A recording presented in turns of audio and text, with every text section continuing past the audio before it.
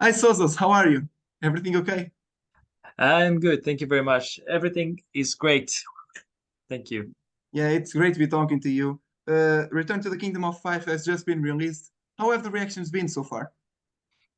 Oh, incredibly positive. We are like very happy to see all those people like being so happy with the record. There were a lot of very expectant people, very high expectations for this album after, the success that Gloryhammer has had in the past 10 years.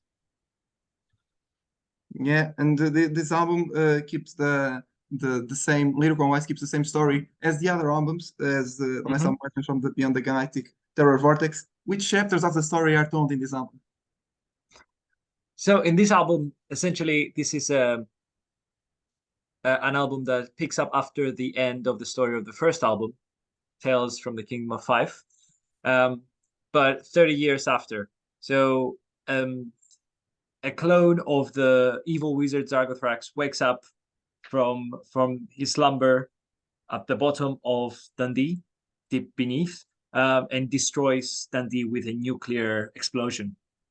And it's the job of the hero, Angus McFife II, the son of the original Angus McFife, to gather the heroes again and try to save Dundee from Zagothrax, from the clone of Zagothrax, and also the Zagothrax, the original himself, who is being woken up by the clone.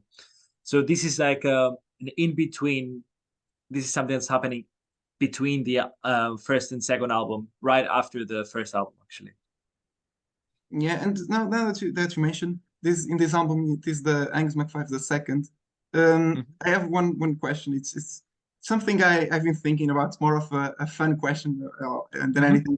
But you are the singer. In this case, you is the portrays Angus McFive in the band, and you are also the Yep. second singer of the band.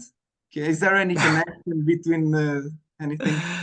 It's just a happy coincidence. Like whatever the song is sung by, that's who I am. So I can be Angus the First, Angus the 13th. I could be Zargothrax. Like from some songs are from his side.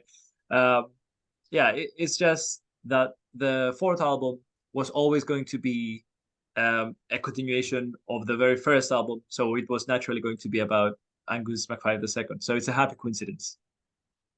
Yeah, and this album, in the end, Angus is saved by the gods. You know, it seems to be the end Hmm. of Zargothrax. What have you planned for the next albums?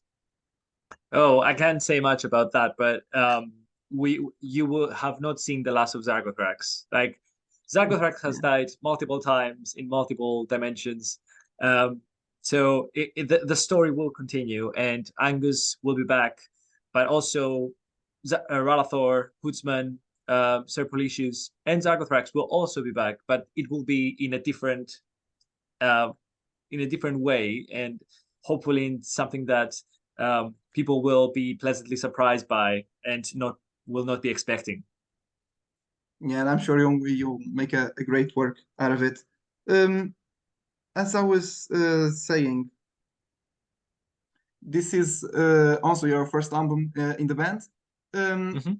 how was the process of transforming you into the new Angus McFly? Oh, it was very quick because I was contacted um, like 2 months before the first tour that required me to be Angus essentially, um, and I, I was told that okay, this is the set list, these are the songs, this is who Angus is, like as a general archetype. Um, but thankfully, Gloryhammer were very open with me being the Angus that I wanted to be, and not be to be like exactly the same thing as it was before, because there is a long history of who everyone is and what they look like, even though it changes. But Zagothrax, like who plays Zagothrax, changed in 2016 when Chris Bowes could not be performing live with Gloryhammer, so we had to get Michael Barber, who is the current Zagothrax, to step in. So like everyone puts their own personality in the role. So I had the freedom to do just that. But it did take time. It didn't happen until like later that I could feel like, oh, I go on stage and I am myself as Prince Angus, rather than, oh, I'm supposed to be playing Prince Angus McFife and be convincing as this like great prince.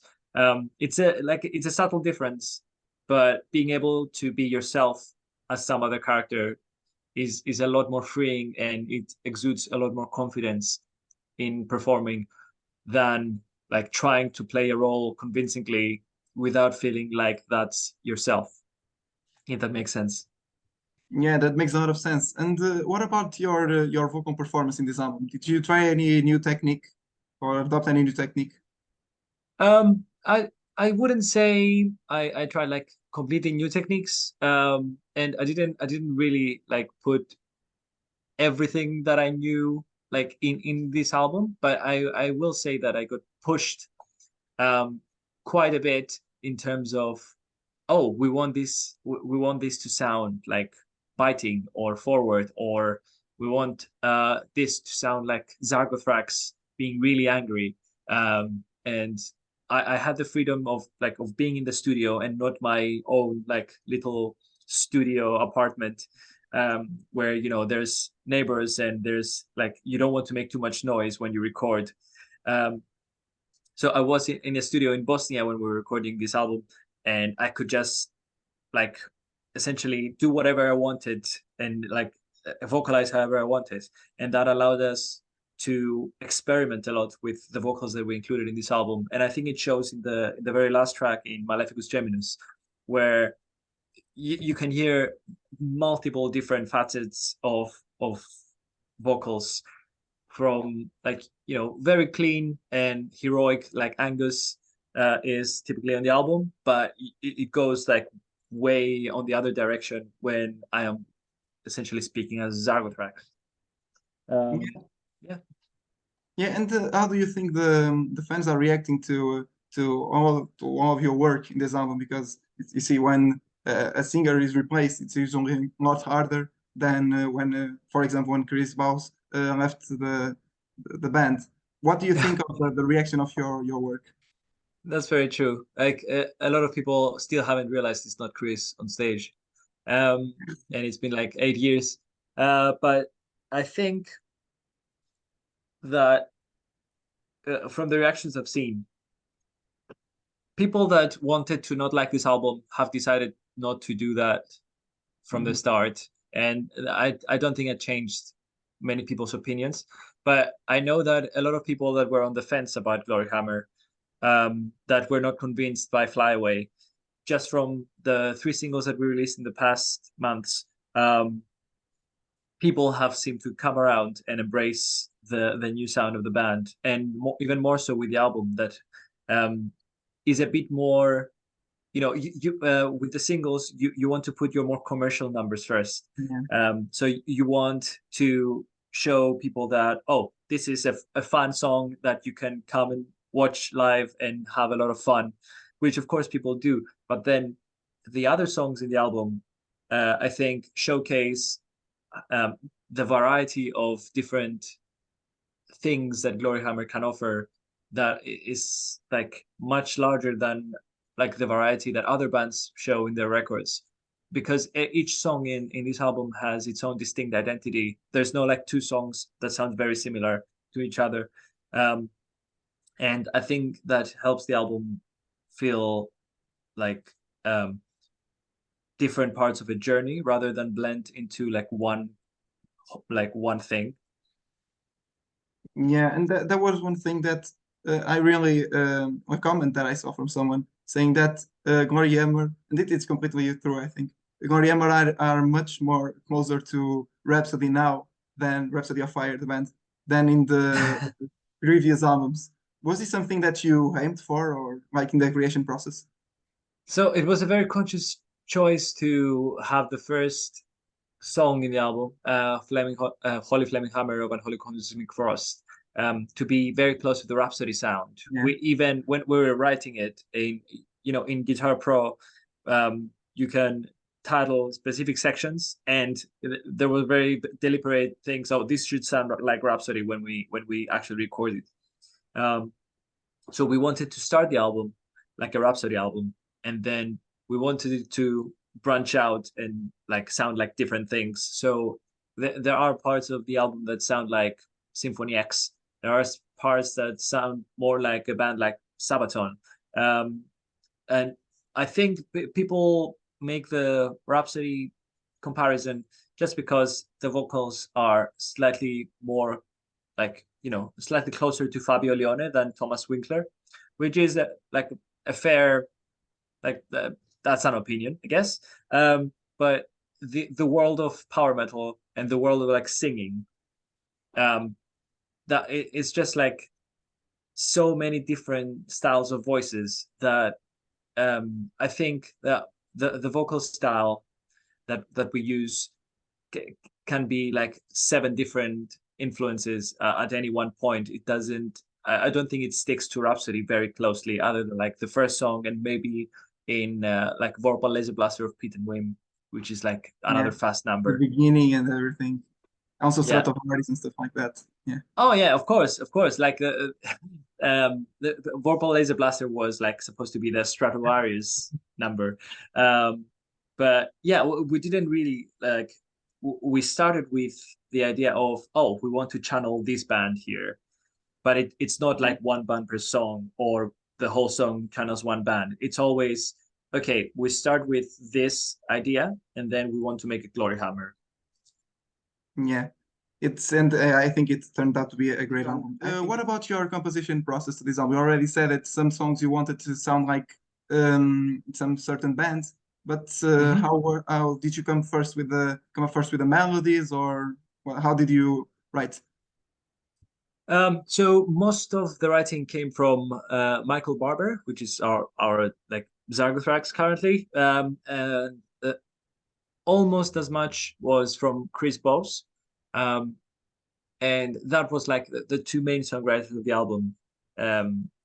But Paul wrote Brothers of Crail, which I can see from like the comments is a big hit with the fans, and essentially everyone had some input in the songwriting to a more or like a bigger or less degree. And the process of writing the album is essentially we have a bucket of ideas, we have a folder of ideas that mostly come from Michael or Chris, and those keep expanding and there's more and more stuff in there.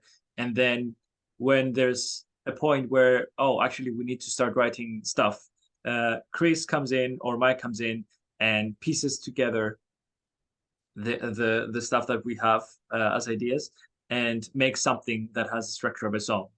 So the most difficult thing is to come up with an idea that sounds like a good chorus. Like a good chorus can be like your essentially that's the one thing that you want for sure to have. Otherwise, it's really not worth even to write the song. And then you want stuff around it to not only be also very catchy, but you also want to support the chorus and you want it to make sense together. And I think that's where the genius of Mike and Chris comes forward, is when they want to connect things, they just like look at the compositions and they see like puzzle pieces and they know what fits where in a very, very like fitting way, which is something that like not everyone, like very few people that I know can do in with this degree of like virtuosity.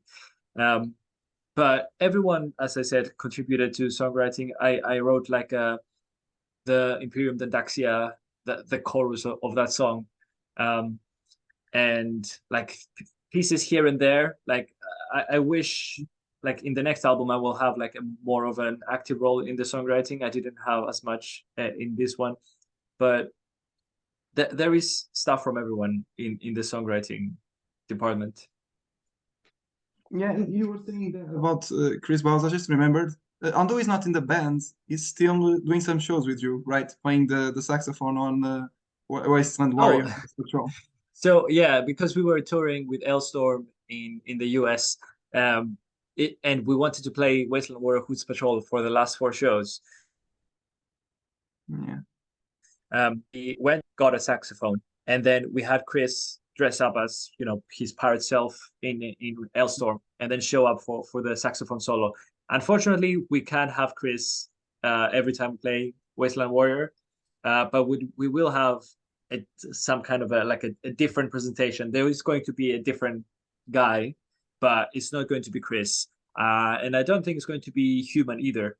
It's probably going to be a goblin, but yeah, you're going to see the videos in like a few days when we Mhm. present that.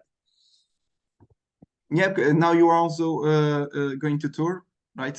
I saw that yesterday you announced a new tour, but it's only for 2024. Which are your plans for touring right now?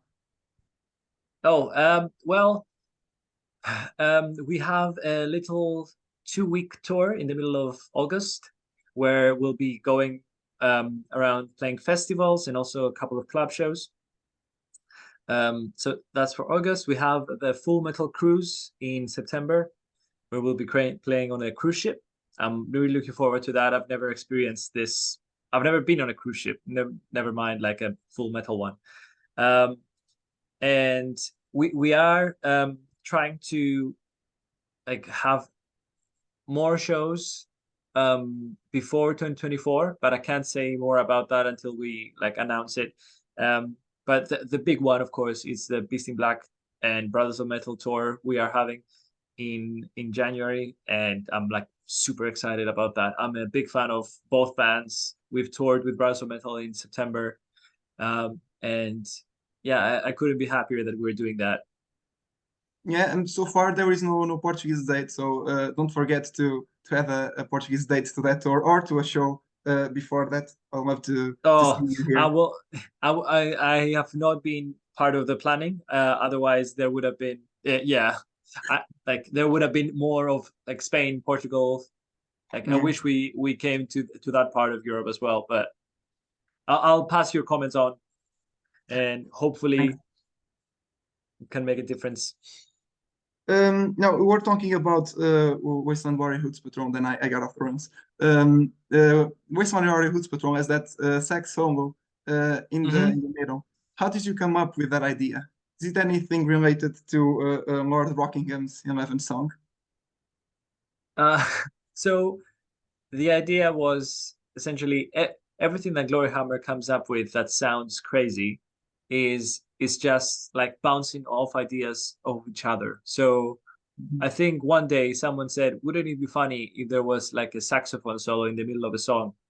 And then immediately someone grabbed that idea and it's like, okay, give me a moment. And then they went and wrote like a saxophone solo for the track. And then we were like, this is hilarious. Let's keep this. And then that's how it got in the album. So it was just like a thing that we all thought it would be funny that eventually made it into like an actual song that people listen for the saxophone solo. Yeah, and it was a genius idea to have that saxophone solo. Now I was assessing because according to some Google things, I didn't know what hoots meant, so I went Googling it, and apparently hoots is something Scottish, and it became an expression. It became famous because of this song that was just a saxophone riff. So I thought that was somehow connected to that. Oh, okay, I see. I didn't know that either. Like that it became famous because of a song with a saxophone riff. Okay, that's really interesting. Yeah, I thought it was something like an Easter egg hidden in there, but seems that it wasn't. Yeah. Just a happy coincidence. Besides Gloryhammer, you are also in another bands like Harmonize, Years Enthroned, and Planeswalker. Which are Hmm. your plans for those bands in the near future? Oh, so I am hoping that I will be writing Planeswalker, music for Planeswalker in the next few months, where we'll have a little break during the summer. Um, because that band is even though I'm not very well versed in Magic the Gathering lore, uh, Planeswalker is the band where I can write exactly what I would write in a vacuum. Like I can decide what I want to write, and I don't have to conform into any like history of the band, because like I created the band with Jason Ashcraft from California. So I'm hoping to write more music for Planeswalker very soon, and hopefully release something in 2024. But of course, touring and rehearsing music videos from Gloryhammer, all of those things take time, and those are the things that like I am focusing on more than like the other side projects. So we'll see how that works. Eons Enthroned are in the process of writing their next EP or album at the moment, and I will definitely be a part of that. But also because of time constraints, I haven't had a lot of time to be an active part of the songwriting process for Eons Enthroned. But I would always be available for them to record vocals, because they're all like very good people and very talented songwriters, and it's not all, like you don't see many international collaborations being that like even put out an album or like be that successful as Eons Enthroned. So looking forward to that. Harmonize, unfortunately, is like less less likely that anything's going to come out with me in vocals, because of how little time I spent in Cyprus, where they are from. I believe Harmonize might continue with a different vocalist, or like work with me in a very like limited capacity. But the important thing is that I can keep doing music and do as much of it as I can. So yeah, I'm just like trying to do that. Yeah, and Gloryhammer now it's your main focus, and it should be. You are great Yeah. in Gloryhammer, I think. Now Oh, you already talked about Fly Away. It was a single that you released last year. Why didn't you include it in this album? Sorry, repeat the last bit. Why didn't you include Fly Away in Return to the Kingdom of Oh, Five? that's easy because it's not part of the same story. Fly Away, the character in Fly Away is Angus McFife the fifth, which is like a totally separate Angus to the Angus that's in the Return to the Kingdom of Five album. Fly Away is included in the in one of the editions of the album. I'm not exactly sure which, in like a vinyl format.